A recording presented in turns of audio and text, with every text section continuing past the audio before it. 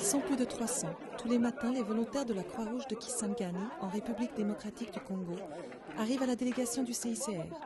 Ils savent déjà ce qu'ils devront faire et viennent chercher le matériel nécessaire.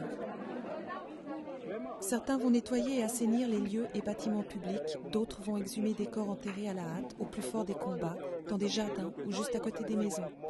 Les volontaires reçoivent des salopettes, des gants, des bottes et des masques, ainsi que des outils et des désinfectants. Aujourd'hui, 7 d'entre eux se rendent dans un quartier situé à la périphérie de la ville. Ils vont devoir exhumer le corps d'une jeune fille tuée pendant les bombardements. Sa tombe a été creusée bien trop près des habitations. Pour éviter toute contamination, le corps doit maintenant être amené au cimetière. Pour les parents et les voisins, c'est l'horreur et une nouvelle souffrance, comme une seconde mort. Les volontaires de la Croix-Rouge font tout leur possible pour que tout se déroule dans le calme, le respect et la dignité.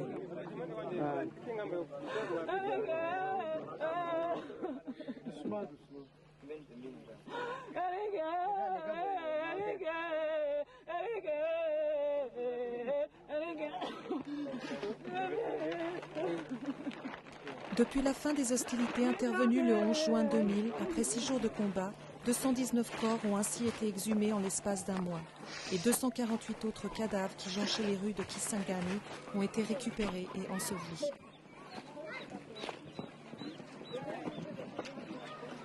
Le corps est déposé dans un cercueil fourni par la famille, puis transporté par camion jusqu'au cimetière de la Croix-Rouge. Les proches sont là pour rendre un dernier hommage à la victime.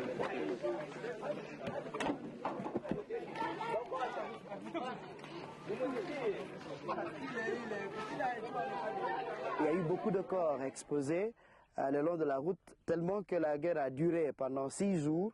Nous avons d'abord ramassé le corps et ensuite, parce que les gens ne pouvaient pas pendant ces temps-là aller inhumer leurs frères et leurs sœurs qui sont tombés sous le coup de balle dans les cimetières de la ville. Alors ils les enterraient dans les familles, derrière les maisons, dans les cuisines, dans les jardins, etc. On est allé de famille en famille à travers la ville demander où est-ce qu'on a enterré très mal un corps pour les exhumer. Cette opération nous a pris presque 1 semaine et demie maintenant ou 2 et ça continue. L'activité a repris au marché du quartier populaire de Chopo, mais on n'y trouve encore que très peu de marchandises. C'est ce quartier qui a subi le plus de dégâts. Presque toutes les maisons ont été touchées. Les habitants qui s'étaient enfuis dans la forêt et sont revenus ne peuvent que constater la triste réalité. Tant bien que mal, ils essayent de remettre en état ce qui était leur foyer. La Croix-Rouge leur a fourni des bâches de plastique et du matériel. Les armées ougandaises et rwandaises, et je peux dire que même burundaises, se sont affrontées ici. Ils se sont affrontés et sans considérer la population.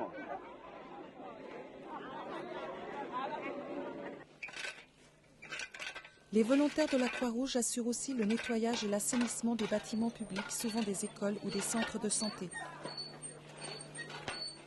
L'hôpital général fonctionne à nouveau. Environ 1700 patients, presque tous des civils, y ont été admis. Ils souffrent de blessures et de contusions subies au cours des combats.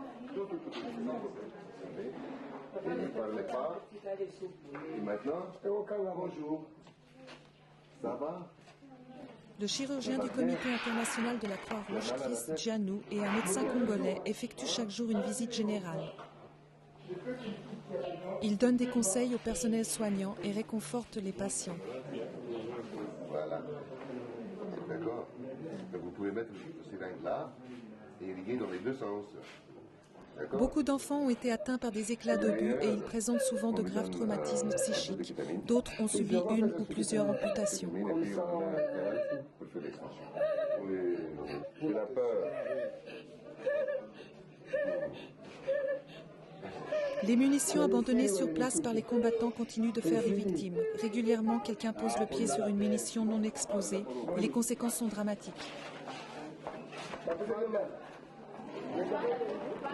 Voilà. Ah. Non, c'est bon. Laisse-le. Laisse-le attraper. Non. Non. Non. Le soutenir. Non. Voilà, c'est bon. Non. Au nord de la ville de Kisangani, le barrage sur la rivière Chopo fournissait l'électricité à toute la ville avant la dernière guerre. Et la dernière turbine encore en fonction a été endommagée par les bombardements.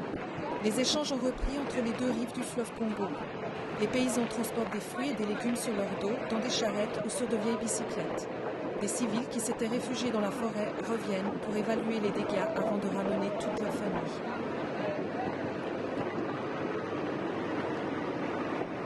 Quelques soldats du Rassemblement congolais pour la démocratie, le RCD, sont en faction devant le pont. Celui-ci a été l'un des principaux emplacements stratégiques lors des récents combats. Ceux qui étaient partis ici aux environs de 30, 40 reviennent au fur et à mesure. Mais ceux qui sont plus loin, à 100, 200, ils restent encore. Ouais. Mais la psychose de la peur commence à disparaître petit à petit. Ouais. Donc bientôt, ils vont regagner la ville de Kisangani. Toutes les maisons du bord du fleuve ont été gravement endommagées. Elles se trouvaient au milieu des tirs croisés des combattants. Après le cessez-le-feu instauré à la mi-juin, les protagonistes rwandais et ougandais se sont retirés à une centaine de kilomètres de Kisangani. Seuls les rebelles congolais du RCD sont restés sur place. Il y a une guerre de 6 jours, que les dégâts, c'est le CICR qui connaît. Alors moi je ne pouvais tout détailler puisqu'on a perdu la population civile. Ils sont partis, la MONUC qui est là, s'ils osent encore de s'aventurer pour venir ici, ce sera peut-être la neutralisation finale. Et moi, j'espère que politiquement, ces gens ne viendront plus. Au moins que les Ougandais, comme ils veulent toujours venir prendre les diamants et les cafés d'ici, ils peuvent encore s'aventurer pour rentrer. Mais pour le moment, on est en train de suivre leur désengagement. Ils sont en train de partir.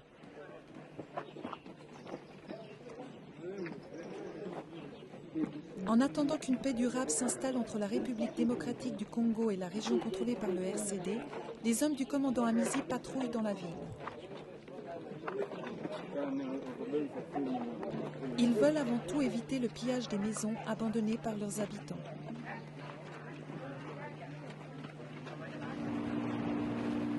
La majorité des habitants sont déjà retournés à Kisangani, mais d'autres ont trouvé refuge dans les petits villages au bord du fleuve Congo. Ils y sont arrivés soit par la route, soit par pirogue, ce qui est le moyen de transport le plus fiable dans cette région. Une équipe de la Croix-Rouge se rend aujourd'hui à Yasuku, à une vingtaine de kilomètres au sud de Kisangani. La présence de déplacés et d'enfants non accompagnés y a été signalée.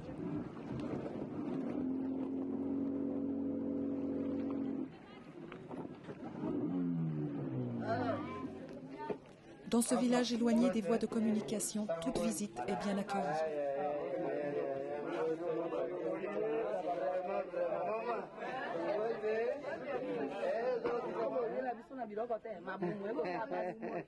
Chacun raconte son histoire. Tous veulent savoir ce qui se passe à Kisangani.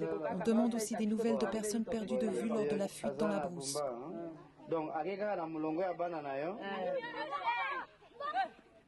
Sur place, la vie a repris le dessus.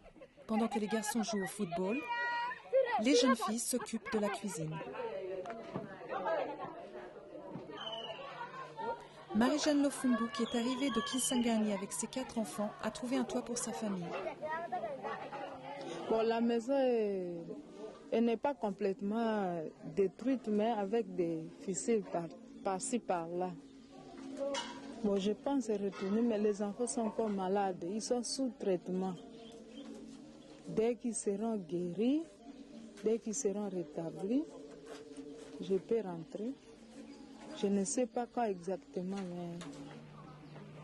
Pour ceux qui sont déjà revenus à Kisangani, c'est le désarroi total.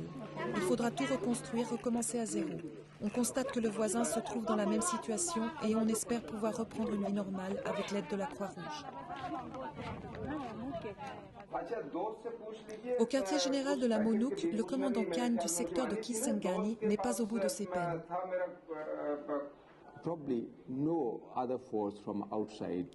Je suppose qu'il n'y a pas d'autres forces de l'extérieur qui pourraient jouer un rôle positif. Ce n'est possible que si les deux parties sont convaincues que la paix est nécessaire. Et ça, je peux vous dire que c'est le sentiment de la population locale. Les gens font beaucoup de réserves à propos du système politique qui existe ici. Toutes les factions qui opèrent au Congo font beaucoup de réserves. Et quand on pose la question aux gens, ils disent que ça leur est égal qui dirige ici. Tout ce qu'ils veulent, c'est la paix.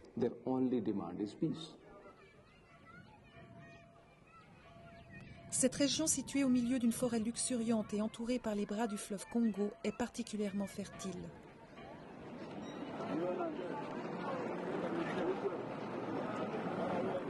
En ville, chacun s'affaire et cherche à effacer le souvenir de la guerre.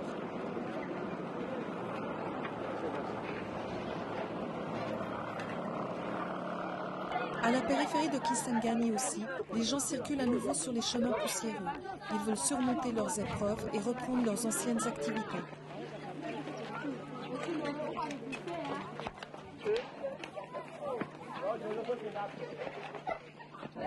L'ambiance qui règne sur le marché central, habituellement le baromètre des affaires, donne l'impression que tout est redevenu normal. Mais si l'on observe plus attentivement les choses, il devient évident que la population est profondément traumatisée. Il lui faudra beaucoup de temps pour oublier, même si le sourire est déjà revenu sur quelques visages.